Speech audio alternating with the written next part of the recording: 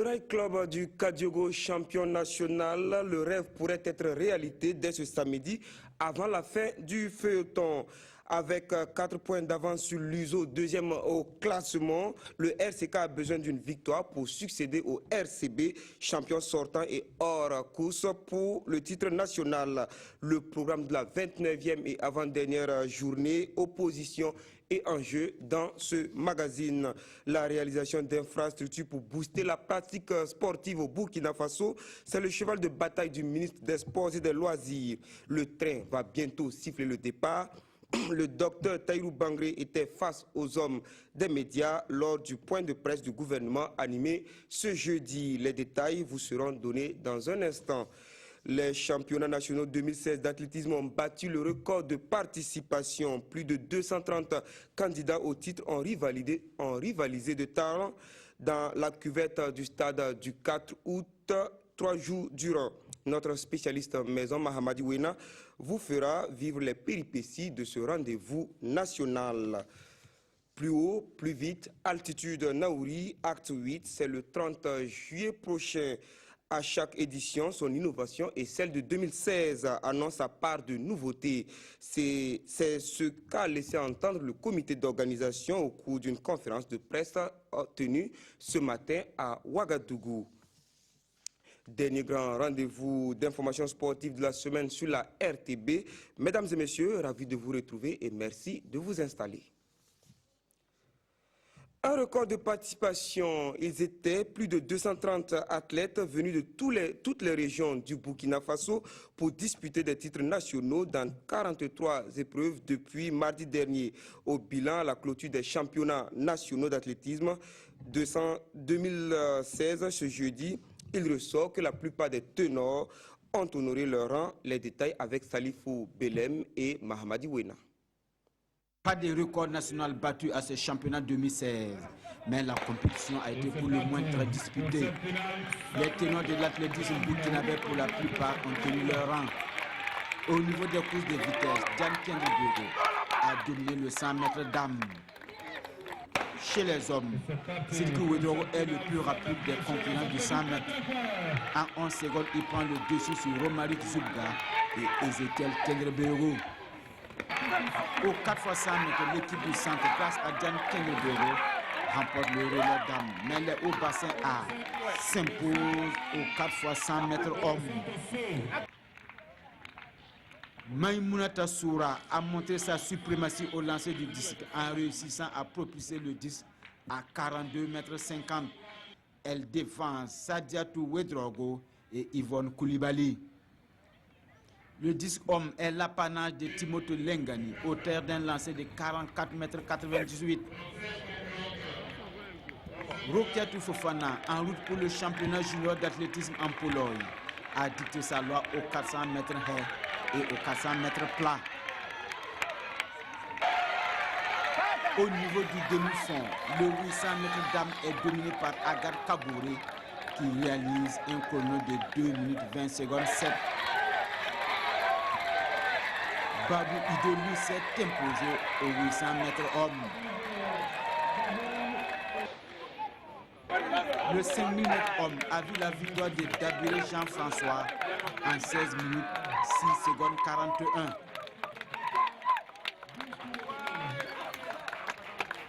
Au saut en hauteur, Fatoumata Zoungran des hauts bassins termine première du concours devant Kontili Guy Sonko Aïseta. Tandis que chez les hommes, le duel Ramzi Kemtouré Ramiz Ouedraogo a tourné à l'avantage de Ramzi Kemtouré, qui a franchi la barre à 1,92 m contre 1,80 m pour Ramiz Ouedraogo.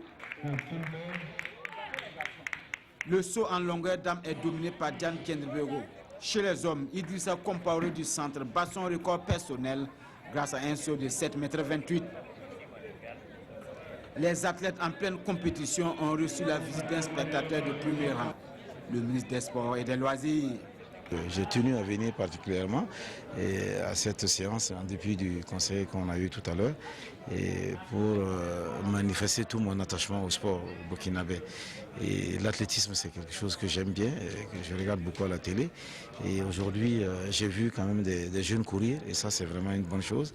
Et même une jeune fille que j'ai vue tout à l'heure qui a battu le record de 5000 mètres, qui a battu le record du 5000 en midi. Franchement, ça, c'est une très très bonne chose, quoi. On a des talents et j'ai discuté avec le président qui m'a dit donc qu'il faut vraiment faire quelque chose donc, pour la promotion donc, de cette discipline-là. Les championnats d'athlétisme 2016 ont pris fin hier dans la matinée. Et déjà, la Fédération burkinabé d'athlétisme est à pied d'œuvre pour le meeting international d'athlétisme de Ouagadougou qui a lieu ce samedi au stade du 4 août. On parle aussi de championnats nationaux au handball en attendant de connaître les champions cadets et juniors. Les demi-finales des cadets se sont disputées ce vendredi même au Palais des Sports Ouaga 2000, tandis que celles des juniors se tenaient au plateau Jean-Pierre Guingané. Le point avec Urbain Benito Sommet et Christelle Dabri. Dauphin est le premier club cadet à composter son billet pour la finale. Face à l'AS Sonabi, les Bleus qui se sont fait titiller vers la fin ont eu les ressources pour prendre le gain de la rencontre avec 3 buts d'écart, soit 28-25. Les filles de Dauphin disputeront le titre avec l'ONEA. Les Blancs-Bleus, dans une rencontre qui a mis du temps à s'emballer, ont coulé le toit filant de Ouagadougou en bleu clair en fin de rencontre 22-14. L'ONEA garçon, elle, se contentera du match de classement. La faute à l'AS Sonabi toujours en vert. Les Blancs ont résisté avant de plier l'échine 25-19. Pour espérer accrocher le titre, les pétroliers se doivent de prendre la mesure du Racing Club de Bobo Dioulasso, tombé de Handball Club de Waiguya 32-24. Chez les juniors garçons, on aura droit au duel Sonabel-USFA. Alors que les électriciens l'ont emporté dans la douleur 26-25, les militaires se sont payés la Sonabi 34-27. L'ultime opposition en junior filles mettra aux prises la Lonabé Handball Club à l'ONEA. Sur les deux plateaux du Jean-Pierre Guingané, les Blancs de l'ONEA, après 13 parts à la mi-temps, ont fait basculer la rencontre en leur faveur 28-25. Dans le même temps, les jaunes de la Lonabé Handball Club ont piégé et écarté la Sonabi 28-24. Sale journée pour la Sonabi qui a perdu 3 de ses 4 rencontres. Elle pourra se consoler lors des matchs de classement. Et le Burkina qui se prépare pour une participation honorable au 38e championnat d'Afrique des clubs champions que Ouagadougou abrite du 21 au 30 octobre prochain. La Fédération burkinabé de handball a organisé à l'intention des entraîneurs et arbitres un stage de formation de 5 jours dont la clôture est intervenue ce vendredi matin. Toujours au Palais des Sports Ouaga 2000, Urbain Benito Sommet et Christelle Dabré pour le reportage. La Fédération burkinabé de handball nourrit de grandes ambitions pour ses représentants au 38e championnat d'Afrique des clubs champions. Du 21 au 30 octobre prochain, ces clubs à domicile doivent aller le plus loin possible. Il faut donc outiller les techniciens pour les résultats escomptés. Avec la venue donc, de ces deux experts vraiment de niveau internationaux, nous sommes persuadés que nos entraîneurs ont reçu en tout cas le bagage nécessaire et vraiment les compétences nécessaires afin de pouvoir donc, justement transmettre à nos joueurs donc, les meilleures pratiques, les best pratiques, j'allais dire, en matière de handball qui se joue sur le plan international. L'expert envoyé par la Confédération africaine de handball a inculqué de nouvelles méthodes à son 10 entraîneurs pour relever le défi de l'excellence dans la pratique. Nous leur avons appris comment initier, mettre en forme un projet de jeu sportif. Et donc c'est ce que nous sommes attelés à faire, de sorte que les entraîneurs, n'est-ce pas, à partir de la philosophie de jeu qu'ils veulent voir leur équipe faire, n'est-ce pas, ils puissent donner les moyens nécessaires à l'élaboration de ce projet. Notre espoir, c'est que véritablement ils s'impliquent et qu'ils appliquent ce qu'ils ont appris. L'arbitrage non plus n'est pas resté à marge. 10 arbitres, dont 5 pairs, ont pu, grâce aux spécialistes sénégalais, se mettre en phase avec les nouvelles règles en vigueur dans la discipline depuis ce 1er juillet. Dès que l'arbitre siffle montre qu'il y a le geste de jeu passif, l'équipe en possession de la balle n'a plus au maximum que 6 passes à faire avant de perdre la balle. Pour le joueur blessé, par exemple, le joueur qui est blessé et que les soins nécessaires doivent être faits sur le terrain, si c'est fait sur le terrain, le joueur là doit sortir et attendre 3 attaques avant de pouvoir intégrer le terrain. Pour les changements, les équipements, maintenant, un 7e joueur peut entrer sur le terrain à la place du gardien. Pour matérialiser ces nouvelles connaissances, des attestations ont sanctionné ce séminaire. De nouveaux acquis que ces entraîneurs et arbitres pourront mettre en pratique dès ce week-end lors des finales cadettes et juniors, mais surtout la semaine prochaine à la faveur des phases finales seniors. Et un week-end sportif en perspective. Votre rubrique, c'est au programme. C'est avec Lassina Sawadro que je reçois sur ce plateau. Lassina Sawadro, bonsoir. Bonsoir, Jérôme Tenebego. Alors, tout de suite, qu'est-ce qu'on peut dire à nos téléspectateurs? Que ce week-end sera très dense, hein, sportivement parlant. Toutes les disciplines sont concernées, donc chacun pourra voir pour son compte, Jérôme.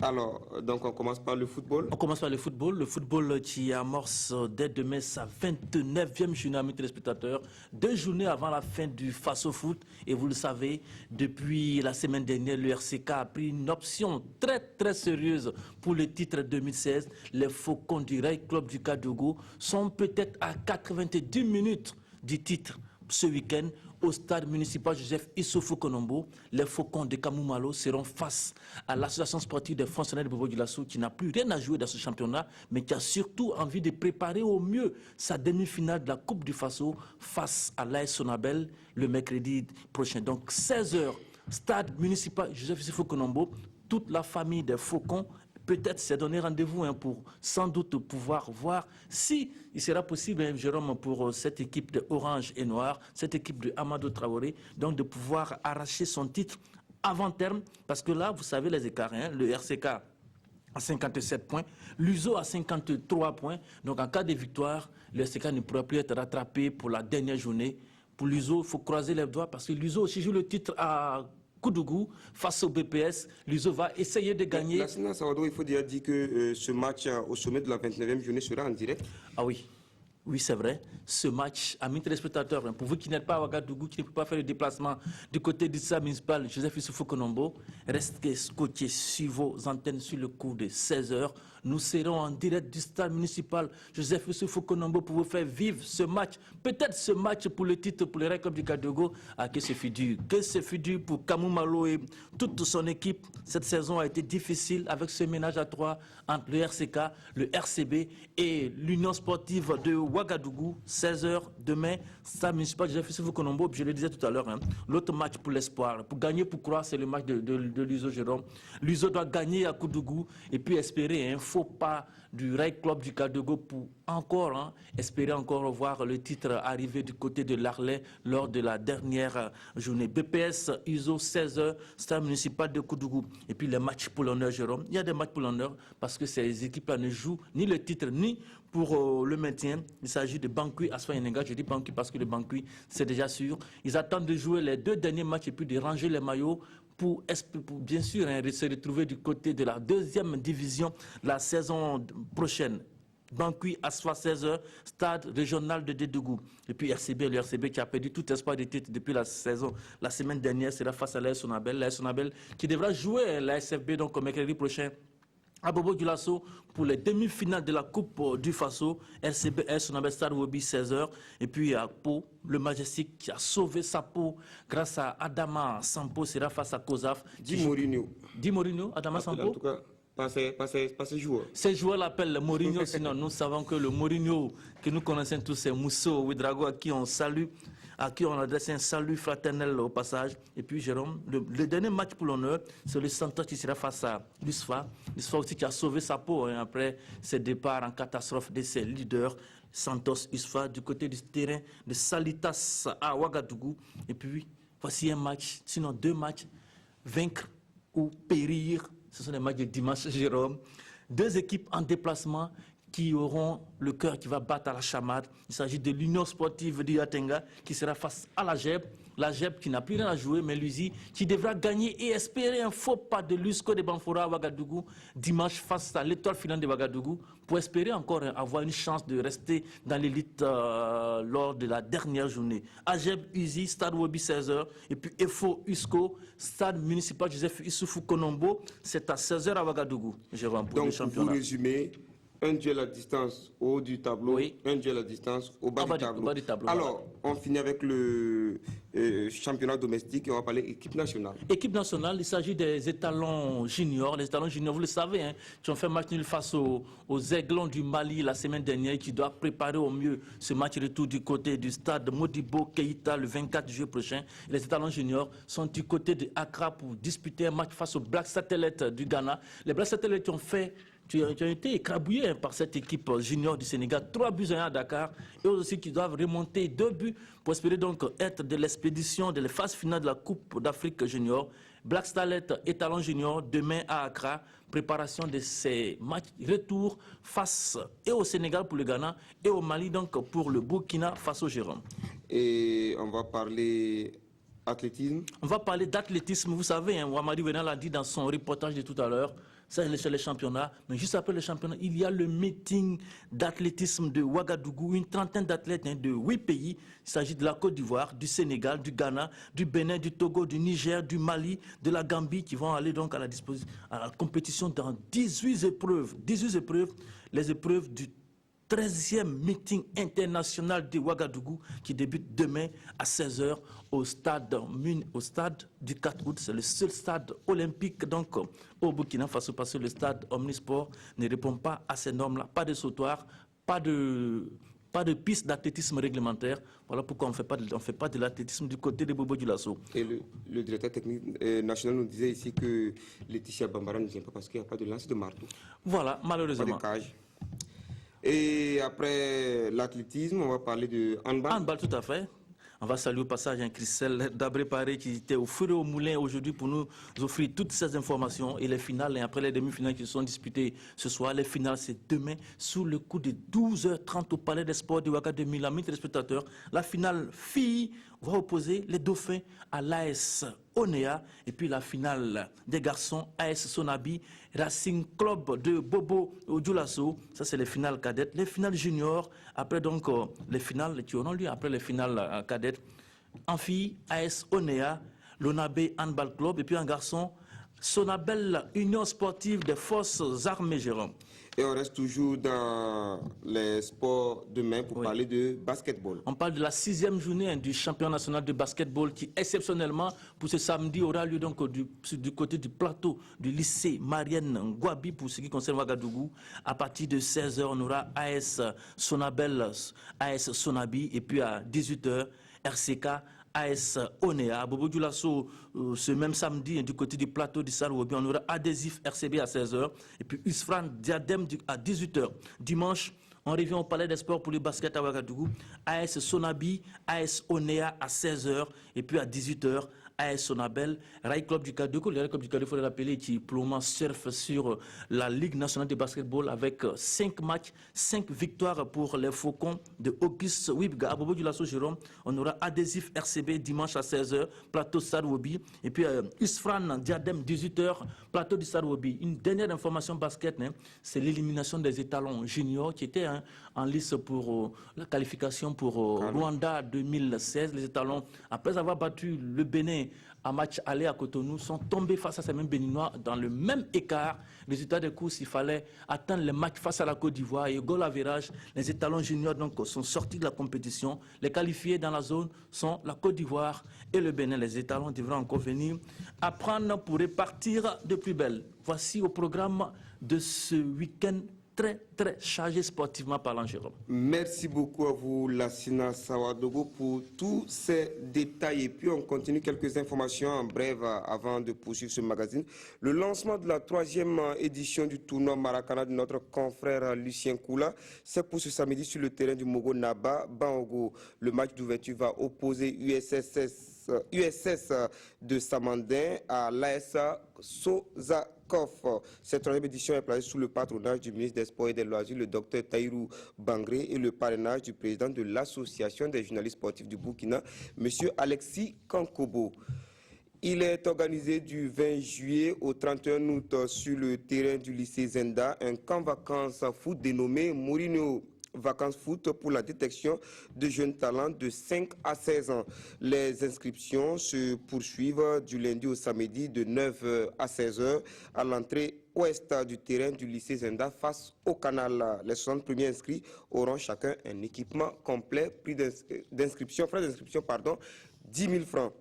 L'association pour la promotion du basketball Aproba organise du 18 au 27 juillet la 9e édition du festival Vacances Basket placé sous le parrainage de M.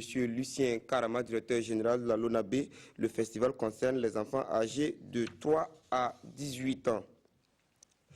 Du volleyball aussi, à l'issue des phases éliminatoires, le classement du championnat donne l'AS Douane première, deuxième l'AS Sonapost, troisième l'EFO, quatrième l'USFA, l'ASCA est cinquième, sixième AS Police, septième Zoom Club de Zignaré et l'ASA ferme la marche. Les 4 premières équipes, à savoir l'AS Douane, l'AS Sonapost, l'EFO et l'USFA, joueront la phase finale du 27 au 31 juillet. Chez les dames, toutes les équipes vont s'affronter en poule unique avec les 3 équipes de la Ligue du Centre, à savoir l'AS Sonabel, l'ASA et l'AS Douane, et les équipes des autres ligues du 17 au 24 juillet. Une fois n'est pas coutume, le ministre des Sports et des Loisirs était au point de presse du gouvernement ce jeudi. Aux hommes des médias, le Dr Tahirou Bangré a présenté ses projets de construction d'infrastructures sportives pour cette année 2016. Nous écoutons le ministre des Sports et des Loisirs, le Dr Tahirou Bangré, au micro de Urbain Benito Sommet et de notre consoeur de la rédaction, Mounira Toukeri. Je vous rassure que les pelouses sont en bonne voie. On a Kaya qui commence cette semaine, d'accord, les travaux seront commencés cette semaine. Et le ministre délégué obligé m'a rassuré qu'elle a pu signer finalement le document hier soir. Donc tout va partir, donc ça va. Donc on a bon espoir. Et comme j'ai promis, j'ai dit que le 11 décembre, on va jouer sur des terrains synthétiques. Banfoua aura son terrain synthétique, Koudougou aussi, et Dédougou. Donc Kaya directement, et Waipia aussi avec Kaya, donc au mois d'octobre, donc on va finaliser pour eux. Donc d'ici la fin de l'année, si on a 5 terrains déjà, je pense qu'il y aura de la visibilité. En prévision de notre coopération avec l'Arabie Saoudite, le Qatar et le Koweït, donc on avait la possibilité donc d'avoir donc un stade pour les étudiants. C'est vrai que j'ai été là-bas, j'étais sollicité à aller visiter en face donc de cette maison que je ne dis pas. Les étudiants m'ont amené voir ce terrain. Ils m'ont dit bon, il est temps qu'on fasse quelque chose là-bas. Parce que c'était vraiment un bon endroit pour faire un bon terrain de foot, une piste d'athlétisme, des plateaux de handball, de basketball, de volleyball, et même on avait prévu envisager une piscine donc, pour les étudiants. Donc c'était un bon endroit. Malheureusement, quelques semaines après, bon, j'ai reçu les cadres de l'université qui sont venus dans mon bureau pour me dire que bon, ce terrain n'appartient plus aux étudiants. Il a été, je pense, obtenu par un projet Wascal. Ils m'ont demandé d'aller du côté de l'INCHEPS pour construire le stade. Bon, moi, je leur ai dit sèchement qu'aller construire un stade à côté d'un autre stade, ça ne m'enchante pas trop. J'ai discuté avec le ministre de l'Enseignement supérieur par rapport à cette situation. Il va me répondre assez rapidement pour savoir où est-ce qu'on en est. Je me disais que Wascal pouvait peut-être se déplacer ailleurs aussi. Dommage. De toute façon, on va trouver un endroit pour ça. Je vais le faire. Par rapport à Dabo, le terrain de Dabo, l'ICO est passé dans mon bureau le lundi. On a pris des engagements. Donc on va faire quelques plateaux là-bas sur le terrain, puisque c'est un petit terrain. C'est difficile à réaliser un bon truc là-bas. Donc on va faire on a discuté avec eux. Ce qui leur convient, c'est peut-être 2 terrains de Maracana avec du gazon synthétique à l'intérieur, avec la lumière aussi. Et à côté, on va mettre aussi un autre endroit dédié au judoka, au karatéka, à la lutte, etc. Et puis bon, on va revenir sur les différents plateaux pour les réhabiliter, comme je le dis, pour les entretenir aussi. Qui succédera à Kali Lablak, une grosse interrogation qui n'aura de réponse qu'à l'issue de la 8e édition de Altitude Naouri qui va se dérouler le 30 juillet prochain. En plus du semi-marathon et de la palpitante ascension du pic Naouri, le comité d'organisation a encore annoncé des innovations pour cette édition 2016. C'était au cours d'une conférence de presse tenue ce matin à Ouagadougou, le compte rendu de Jean-Eudes Bayala et Kalfa Ouattara. Quand nous sommes un peu comme fatigués, on dit cette année on va faire la pause. Nous recevons des coups de fil du Bénin, de la Côte d'Ivoire, des Burkinabés. Le pic c'est quand, les inscriptions c'est quand. Donc comme les gens en demandent, ne pas l'organiser, c'est manquer un engagement. Le temps est donné, les dés sont jetés, les inscriptions peuvent commencer. Altitude Naouri aura bel et bien lieu. Malgré un contexte économique difficile, il faut honorer le rendez-vous, répondre à la demande des jeunes et celle des athlètes. La présente édition, 8e du genre, c'est 8 pays participants, 400 athlètes attendus, mais pas seulement. Des innovations de taille sont annoncées, dont la couverture de l'événement par des drones. Un drone, c'est juste une caméra volante. Et dans ce cas particulier de la couverture du pic Naouri, nous avons d'abord le trajet, le circuit à l'intérieur de la ville de Pau, et ensuite la montée du pic Naouri qui fait à peu près un peu plus de 400 mètres. Le dispositif habituel sera là. Les journalistes vont couvrir l'événement avec leur matériel habituel et ma structure va juste ajouter des prises de vue drone et des séances vidéo à partir du drone. Donc l'avantage que nous aurons ici, c'est d'avoir une couverture en hauteur, l'avantage de la hauteur, des vues panoramiques comme il a dit, et probablement esquisser une petite visite du pic à partir du drone. Nous allons cette année ouvrir le village olympique sur 72 heures. L'esprit du village olympique, c'est d'animer une vie au pied du pic. Et cette vie-là va consister à avoir une soirée culturelle et les nuits Djongo. Ça va consister aussi à permettre aux gens de se recréer. Et pendant ces 72 heures, nous avons un programme de cross. Altitude Naouri s'internationalise et cela a des exigences. Pour être accepté sur le plan international et être homologué, il y a des principes qu'il ne faut pas déroger. C'est-à-dire, par exemple, accompagner les coureurs, bien que ça peut disqualifier votre course au niveau international. Qu'on fasse un effort pour discipliner les supporters. Je vois que c'est un engouement. Hein. En fait, c'est assez intéressant. Vraiment, ce gens c'est un engouement, il faut le suivre, encourager les gens. Ça a commencé comme ça, là, c'est ça. Les gens, ils entouraient même les gars, ils suffoquaient pratiquement. Mais tout ça, petit à petit, on arrive. L'année passée, déjà, il y a une amélioration. Nous avons beaucoup parlé de choses pic Naouri au niveau de l'IAF, qui prend ça en compte même dans notre programme. Donc, vous voyez qu'on a intérêt vraiment à suivre ça de très près, faire en sorte que les normes techniques soient respectées. Rendez-vous est donc pris le 30 juillet prochain.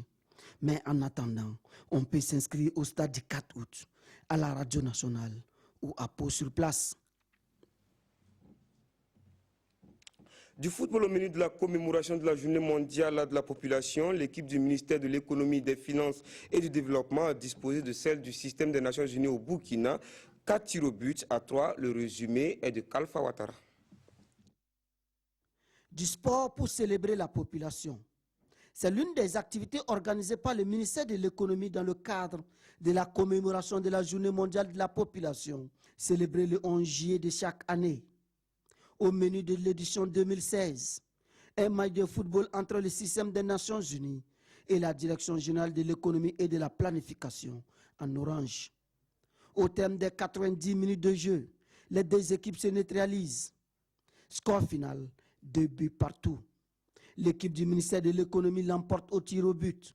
4 tirs réussis contre 3 pour le système des Nations Unies. Un tremplin pour défendre la cause des adolescentes. Objectif, inciter les jeunes filles à braver les difficultés qu'elles rencontrent.